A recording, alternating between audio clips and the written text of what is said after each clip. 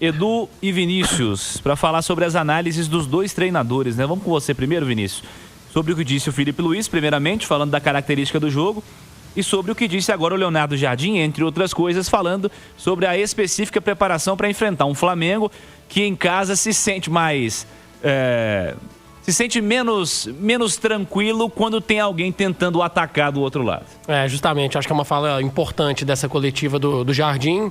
Primeiro, como é bom, né? Ouvir dois treinadores que falam de futebol, que falam de estratégias, e dois dos melhores treinadores que nós temos aqui no nosso país hoje, atuando aqui no futebol brasileiro.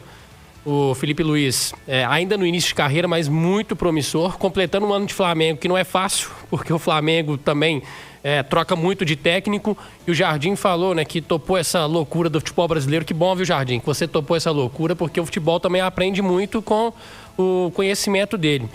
E o Felipe Luiz falando que foi uma batalha tática mesmo, né? No primeiro tempo a gente viu isso, um jogo mais amarrado, um jogo fechado, porque taticamente as equipes também estavam muito bem encaixadas. E sobre o que o Jardim falou em relação a jogar, se você pegar, por exemplo, a posse de bola, o Flamengo teve maior posse, o que é até comum nos jogos do Cruzeiro, né? Geralmente não tem maior posse de bola, o Flamengo teve 62%.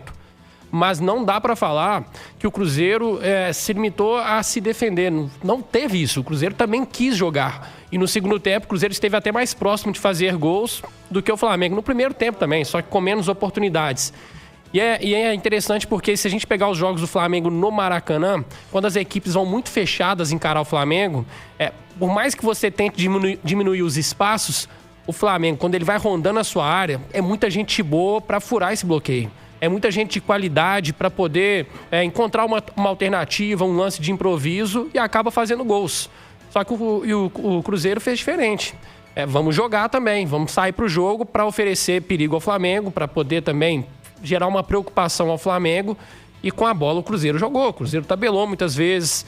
Então, nessa batalha aí dos treinadores, não dá para falar que teve nó tático de ninguém, né? Que é um termo que o pessoal gosta de usar. Mas dentro da estratégia de cada um, acredito que o Leonardo Jardim foi levemente superior.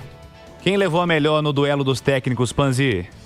Eu acho que o duelo foi equilibrado, foi bastante equilibrado, mas eu dei uma stalkeada aqui nas redes sociais e mais uma vez, muita cobrança por parte da torcida do Cruzeiro de que o Leonardo Jardim mexesse mais cedo. Aliás, o Felipe falou sobre isso. O Felipe Luiz falou primeiro.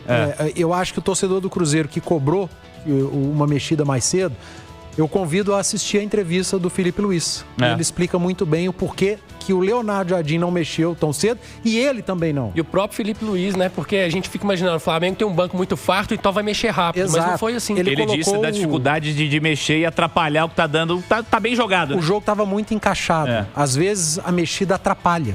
Um jogo muito tático, como disse o Felipe Luiz, se você começa a mexer demais, há um risco muito grande de você atrapalhar o seu time, porque o jogo estava bom, o jogo estava equilibrado. O Felipe Luiz colocou o Pedro aos 63 minutos de jogo. Depois ele só foi mexer depois dos 80. Quando mexeu o Leonardo Jardim, mexeu um minuto antes, ele colocou o Sinisterra, aí o Felipe Luiz veio com outras alterações. Então os dois treinadores estavam com receio de mexer, e a entrada do Pedro foi no lugar do Arrascaeta para fazer praticamente a mesma função. O Plata continuou adiantado, o Pedro foi fazer a função ali de um ponta de lança, mas para dar mais peso na área, na bola do Flamengo que circulasse ali dentro. E o Leonardo Jardim mexeu, colocou o Sinisterra para mudar um pouco mais a característica, ia tentar ganhar o jogo, e depois ele fez aquela sequência de alterações por conta da expulsão do William. Então, cara, nem sempre a substituição ela vai ser a solução. Se o jogo tá tão encaixado e tão equilibrado, e é um jogo tão tático, como disse o treinador do Flamengo na coletiva, muitas das vezes a alteração ela vem para atrapalhar o time. E os dois técnicos raciocinaram de uma maneira muito parecida para esse jogo. E olha que o Felipe Luiz tem um banco muito mais qualificado que o do Cruzeiro, que também é qualificado. Então acho que a explicação é mais ou menos essa. E os dois treinadores foram muito bem. O Leonardo Jardim explicou também, né? Algo bem próximo daquilo que a gente trazia da escolha pelo Matheus Henrique, de ter o Matheus Henrique mais próximo dos outros dois volantes. O que ele falou? O Romero fez o primeiro volante, primeiro. O Lucas Silva deu um passo à frente para jogar lado a lado, mas cada um em uma banda de campo, com o Matheus Henrique, e o Matheus Pereira jogou como um ponta de lança. Foi um 4-4-2 no losango, que ele falou, mudou um pouco o desenho tático do Cruzeiro com a ausência do Wanderson. Cara, um jogo extremamente tático, de estratégias, de dois ótimos treinadores, de dois times que vivem ótimos momentos, não à toa brigam na ponta da tabela. Então não tem muito o que questionar no trabalho tanto do Filipe Luís quanto do Leonardo Jardim. Geralmente o Cruzeiro joga no 4-2-3-1. Isso.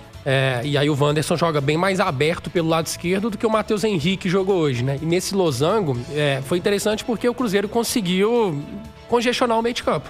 Que é por onde o Flamengo gosta de jogar. Exatamente, que é um time extremamente técnico. Jorginho, Saúl e Arrascaeta. Você vai jogar pelo lado? Pois é, e ainda tem o Carrascal que compõe ali pela direita. Então, eu acho que o Jardim foi feliz nessa estratégia, né? Ele tirou o grande poder do Flamengo, que é essa troca de passes no meio de campo.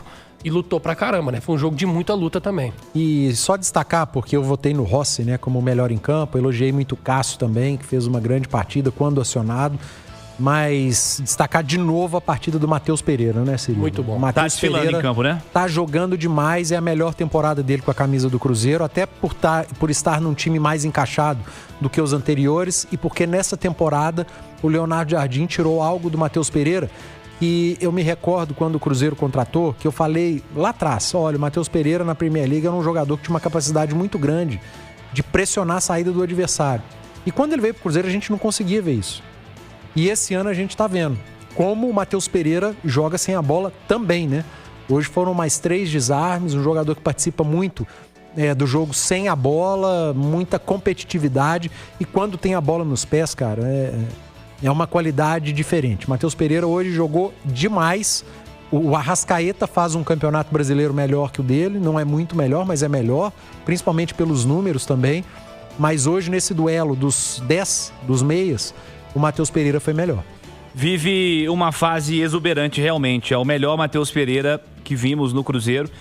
É esse atual que está jogando. E nós temos aí agora... Essa data FIFA agora de outubro é uma data FIFA à parte, mas vem aí a data FIFA de novembro também. E tô vendo aqui a convocação do Ancelotti pensando em meio-campistas. André, Bruno Guimarães, Casemiro, João Gomes, Joelinton e Lucas Paquetá. Nós vivemos uma carência de meio-campistas armadores, digamos assim. Por mais que os volantes tenham a capacidade da construção, né? O Bruno Guimarães, ele é um 10 jogando de volante, né? Nós temos bons volantes. O Paquetá é um excelente jogador e é o cara que talvez vai ser o meio de campo, esse construtor incontestável da seleção brasileira. Sim. Acho que vai ser ele. O Matheus Cunha, que é mais atacante, mas também tem essa capacidade de construção. Mas nós não temos, nas convocações recentes, com o Ancelotti e com o técnico anterior também, uma abundância de armadores. E o Matheus Pereira, para mim, merece ser testado na data FIFA de novembro.